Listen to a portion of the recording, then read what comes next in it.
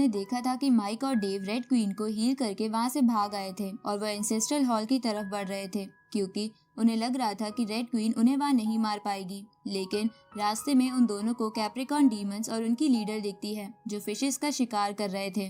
पर तभी उन पे कई सारे लेपर्ड्स अटैक कर देते हैं, तो माइक और डेव भी उन्हें हराने में कैप्रिकॉर्न आर्मी की मदद करने लगते हैं, जिसकी वजह से वो दोनों कैप्रिकॉर्न आर्मी की लीडर के बहुत अच्छे दोस्त बन जाते हैं। और वो लीडर डेव को शादी के लिए प्रपोज भी कर देती है, क्योंकि उसे डेव की कूलनेस बहुत पसंद आई थी। अब आगे तो इस पार्ट की शुरुआत में कैप्रिकॉर्न डीमन आर्मी की लीडर माइक से कहती है कि अगर डेव चाहे तो मैं उससे शादी करने के लिए तैयार हूँ। ये सुन के डेव शॉक हो जाता है, जिसे देखकर कैप्रिकॉर्न लीडर को लगता है कि डेव उससे शादी करने में इंटरेस्टेड नहीं है। इसलिए वो अपनी बात से पलटते हुए बोलती है कि ह्यूमंस का ब्लड हमारी तरह प्योर नहीं होता, इसलिए डेव मुझसे शादी नहीं कर सकता। तभी माइक कैप्रिकॉर्न लीडर को ये समझाने लगता है कि तुम्हें ऐसी बातों पर विश्वास नहीं करना चाहिए, लेकिन डेव माइक का मुंह बंद कर देता है और टॉपिक चेंज करते हुए कैप्रिकॉर्न लीडर से पूछता है कि ये कौन सी फिश है।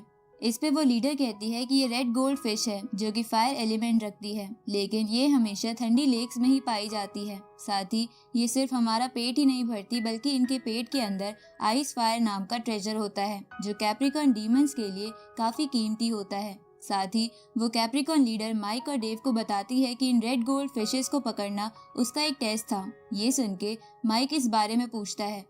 इस पे कैप्रिकॉर्न लीडर बोलती है कि हमारे कैप्रिकॉर्न डीमंस में 10 ट्राइब्स हैं और उन सभी ट्राइब में अलग अलग टाइम पर लीडर बनने का टेस्ट होता रहता है, और इस बारी का टेस्ट मेरा था जो मैंने तुम दोनों की मदद से कंप्लीट कर लिया है। इसके बाद कैप्रिकॉर्न लीडर माइक और डेव से पूछती है कि तुम दोनों कहाँ जा रहे हो। इस पे डेव मैप निकालते हुए बताता है कि हम एंसेस्ट्रल हॉल जा रहे हैं। इस पे वो लीडर उन दोनों को बताती है कि एंसेस्ट्रल हॉल में तो बहुत सारे मास्टर्स रहते हैं, लेकिन तुम दोनों वहाँ क्यों जा रहे हो। ऊपर से वहाँ तो आउटसाइडर के लिए एक ब्लड बैरियर बना हुआ है जिसे तुम्हें पार करना पड़ेगा, और अगर तुमने उसे पार भी कर लिया तो तुम्हें एक पास की जरूरत पड़ेगी, और अगर तुम्हारे पास नहीं हुआ तो तुम्हें मार दिया जाएगा। ये सुन के माइक चौंक जाता है। तभी वो लीडर उन दोनों को अपना पास देने लगती है, क्योंकि उन दोनों ने उसकी मदद करी थी। तो माइक इसकी वजह से बहुत खुश हो जाता है, लेकिन डेव इसके लिए मना करने लगता है, क्योंकि उसका मानना था कि वो बहुत कीमती है। पर फिर भी माइक वो पास ले लेता है। इसके बाद वो कैप्रिकॉर्न लीडर उन दोनों को फिशेस से निकले आइस फायर बीड्स भी दे देती है, जिन्हें पैसों के रूप में इस्तेमाल किया जा सकता था। तो पैसों का नाम सुन के डेव बहुत ज्यादा एक्साइटेड हो जाता है, पर माइक इसके लिए मना करने लगता है, क्योंकि उस लीडर ने पहले ही उन्हें वो पास दे दिया था। पर फिर भी डेव तुरंत वो बीड्स ले लेता है, क्योंकि उसे लग रहा था कि उन्हें पैसों की जरूरत पड़ेगी। तो ये देखकर वो कैप्रिकॉर्न लीडर हंसते हुए उन दोनों से कहती है कि तुम दोनों के लिए कैप्रिकॉर्न डीमन क्लैन के दरवाजे हमेशा खुले रहेंगे। अगली सुबह हम माइक और डेव को देखते हैं, जो बिना कैप्रिकॉर्न लीडर को बताए एंसेस्ट्रल हॉल के मेन गेट तक आ गए थे। तभी डेव बोलता है कि यहाँ का ब्लड बैरियर बहुत ही स्ट्रांग होगा। तभी यहाँ पर आसपास कोई और मॉन्स्टर नहीं है। तभी माइक डेव से पूछता है कि हम इतनी सुबह सुबह यहाँ क्यों आ गए हैं, हम आराम से भी तो आ सकते थे। ये सुन के डेव कहता है कि अगर हम उन कैप्रिकॉर्न डीमंस के साथ रहते और वहाँ रेड क्वीन भी आ जाती तो वो डीमंस खामखा हमारी वजह से मुसीबत में पड़ जाते, इसलिए हम यहाँ आए हैं। अब माइक और डेव धीरे धीरे मेन गेट की तरफ बढ़ने लगते हैं, जहाँ जैसे ही वो फर्स्ट स्टेयर पर कदम रखते हैं तो उन्हें ब्लड बैरियर की वजह से अपने आप पर बहुत ज्यादा प्रेशर फील होने लगता है। लेकिन वो दोनों नहीं रुकते और धीरे धीरे आगे बढ़ने लगते हैं। लेकिन एक टाइम पर उनका प्रेशर बहुत ज्यादा बढ़ जाता है, जिसकी वजह से उन्हें चढ़ने में बहुत ज्यादा प्रॉब्लम हो रही थी। तो माइक और डेव एक दूसरे की मदद करके ब्लड बैरियर क्रॉस कर लेते हैं, जहाँ क्रॉस करने पर माइक बोलता है कि अगर हमारे पास पियरलेस बीड नहीं होता तो मुझे नहीं लगता कि हम ब्लड बैरियर को क्रॉस कर पाते। ये सुन के डेव बोलता है कि हाँ, सच में वो ब्लड बैरियर बहुत ज्यादा स्ट्रांग था। शायद हो सकता है कि यहाँ पर मॉन्स्टर्स ने कुछ छुपा रखा हो, जिसकी वजह से सभी मॉन्स्टर्स यहाँ आना चाहते हैं और इसलिए यहाँ पर इतनी टाइट सिक्योरिटी है। अब वो दोनों ठीक मेन गेट के सामने आ जाते हैं। तो मेन गेट का गार्ड जो 9th लेवल पर था उन दोनों से पास के बारे में पूछता है। तो वो दोनों कैप्रिकॉर्न लीडर का पास दिखा देते हैं, जिसे देखकर उस गार्ड को लगता है कि माइक और डेव फुल कैप्रिकॉर्न डीमंस है, जिसकी वजह से उनके पास हॉर्न नहीं है और वो पूरे ह्यूमन जैसे दिखते हैं। अब वो गार्ड उन दोनों को अंदर जाने देता है, जहाँ अंदर जाने पर माइक और डेव बड़ा अजीब सा नजारा देखते हैं, क्योंकि वहाँ पर पूरा आसमान लाल था और वहाँ बड़े बड़े टूटे हुए स्टैचू थे। तभी माइक और डेव उनमें से एक स्टैचू को टच करते हैं, जिसकी वजह से उन्हें इल्यूजन होने लगते हैं। साथ ही उनकी आंखों से आंसू भी बह रहे थे, लेकिन उन्हें समझ नहीं आ रहा था कि वो क्यों रो रहे हैं। तभी वहाँ एमा भी आ जाती है और उन दोनों को देखकर उन्हें एक ढाबे पर ले जाती है, जहाँ पहुँचने पर एमा उन दोनों से कहती है कि मुझे नहीं पता था कि होली सिटी के बाद मैं तुम दोनों से यहाँ मिलूंगी। तभी माइक एमा के मंगाए हुए खाने को देखकर बोलता है कि क्या तुमने इसमें कोई जहर तो नहीं मिला रखा। ये सुन के एमा कहती है कि माना कि मैंने पिछली बार तुम्हारे साथ बुरा बिहेव करा था, लेकिन मैं इतनी भी बुरी नहीं हूँ कि तुम्हारे खाने में जहर मिला दूँ। तो ये सुनकर माइक खाना खाने लगता है। तभी एमा डेव से पूछती है कि मुझे लगता है कि तुम दोनों को एंसेस्ट्रल हॉल के बारे में अच्छे से नहीं पता है। इस पे डेव हाँ करता है। तो एमा उन दोनों को बताती है कि एंसेस्ट्रल हॉल डेमोनिक डोमेन का एक सैक्रेड प्लेस है, साथ ही हम इसे ग्रेवयार्ड भी कह सकते हैं। ये सुन के माइक हैरान हो जाता है। तो एमा बोलती है कि एंसेस्ट्रल हॉल पहले एक सैक्रिफिशियल अल्टर था, जिसे डेमोनिक डोमेन के 2 बड़े राजाओं ने मिलकर बनाया था, ताकि वो पास में हुए हमारे पृथ्वी पर उस मीटरॉइड वाले इंसिडेंट को रोक सके। और उस इंसिडेंट को रोकने के लिए 7 डिवाइन बीड्स का इस्तेमाल किया गया था, जो ह्यूमंस के एंसेस्टर्स ने बनाया था। पर फिर भी वो इंसिडेंट नहीं रुक पाया, जिसकी वजह से इस प्लैनेट के कॉन्टिनेंट के साथ साथ सैक्रिफिशियल अल्टर के भी टुकड़े टुकड़े हो गए और 7 डिवाइन बीड्स अलग अलग जगहों पर बिखर गए। और जिन जिन मास्टर्स ने सैक्रिफिशियल अल्टर बनाने में मदद करी थी वो भी मारे गए, और उनकी बॉडी के ब्लड से यहाँ एक ब्लड बैरियर बन गया। और ये बैरियर उन एंसेस्टर्स की पावर की बस एक झलक है, ताकि सभी वॉरियर्स उस झलक को देखकर उन एंसेस्टर्स जैसे बनने की कोशिश करें। साथ ही यहाँ पर लोग अपने लेवल को अपग्रेड करने भी आते हैं। ये सुन के माइक एमा से पूछता है कि क्या तुम्हें या तुम्हारे डोमेन के लोगों को भी यहाँ आने से फायदा होता है। इस पे एमा बोलती है कि हमारा ब्लड मॉन्स्टर और ह्यूमन से बना है, इसलिए हमें मॉन्स्टर अपनी तरह नहीं मानते। ऊपर से अगर ह्यूमंस यहाँ पर ज्यादा दिनों तक रहते हैं तो हमारी एनर्जी भी कम होती रहती है, इसलिए हमें 3 दिन में यहाँ से निकलना पड़ता है। इस पे डेव एमा से पूछता है कि ब्लड बैरियर की वजह से यहाँ आने वाले मॉन्स्टर्स की पावर पर लिमिट लग जाती है। इस पे एमा हाँ करते हुए कहती है कि यहाँ मॉन्स्टर्स 9th लेवल तक की पावर इस्तेमाल कर सकते हैं। ये सुन के माइक डेव से बोलता है कि ये तो अच्छी बात है, क्योंकि अगर यहाँ रेड क्वीन आई तो उसका भी लेवल 9th लेवल तक ही रह जाएगा, जिसकी वजह से हमारे पास उसे हराने का एक चांस होगा।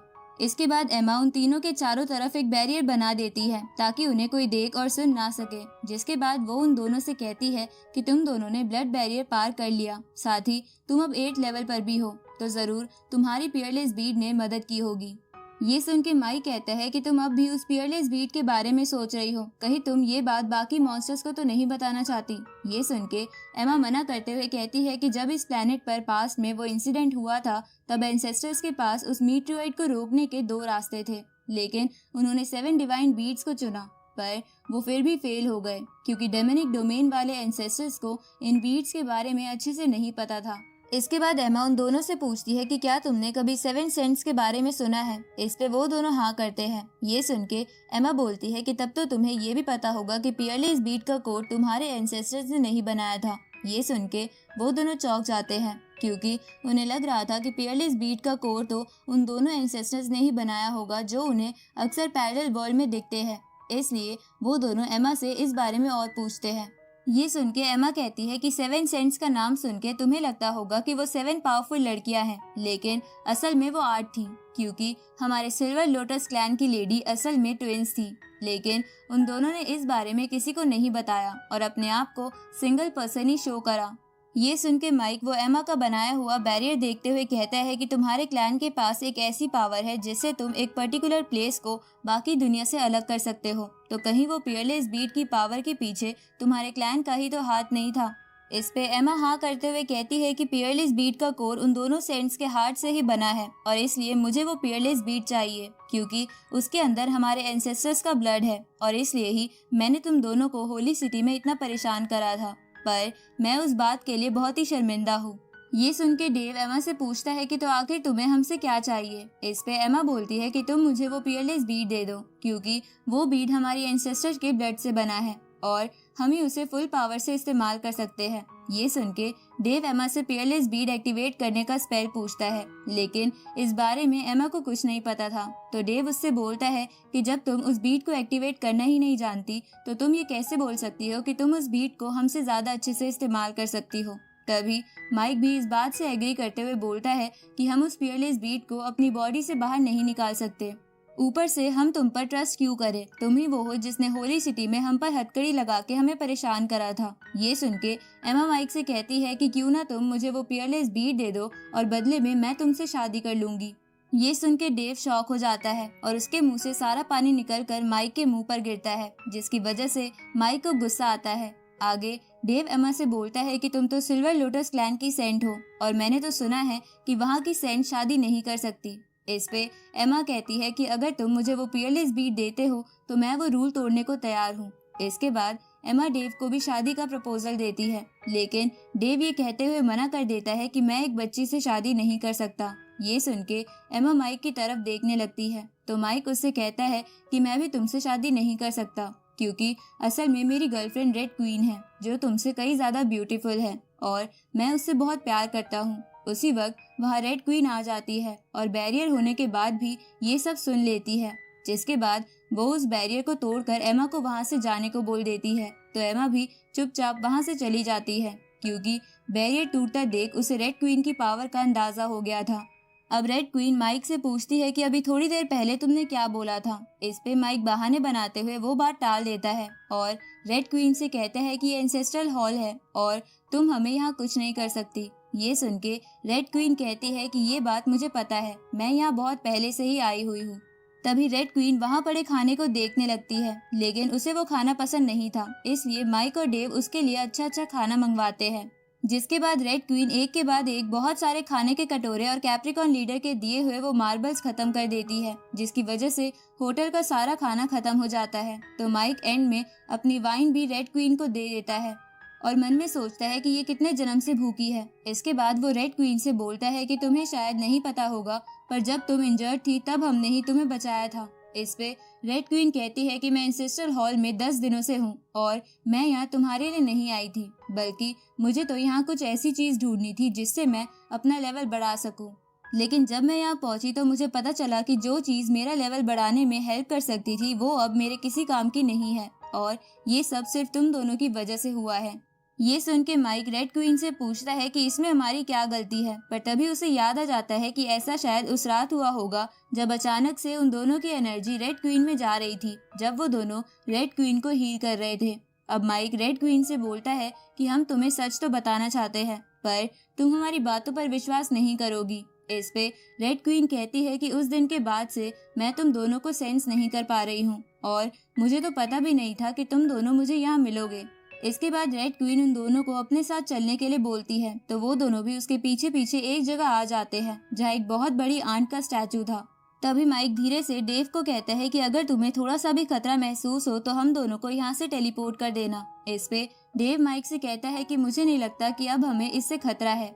तभी रेड क्वीन उन दोनों से बोलती है कि ये स्टैचू मेरे एंसेस्टर्स का है और मैं उन्हें बहुत मानती हूँ। इस पे माइक बोलता है कि ऐसा कैसे हो सकता है, मैंने तो सुना है कि तुम्हारा क्लैन एक दूसरे को ही खा जाता है। ये सुन के वो रेड क्वीन कहती है कि ऐसा जरूर तुम्हें लाइफ ऑफ स्टोन वाले क्लैन के एल्डर्स ने बताया होगा, लेकिन तुम्हें उनकी बातों पर विश्वास नहीं करना चाहिए। अब ये बोलकर वो रेड क्वीन माइक और डेव के आसपास बैरियर बनाने लगती है और इसी के साथ ये पार्ट यहीं खत्म होता है।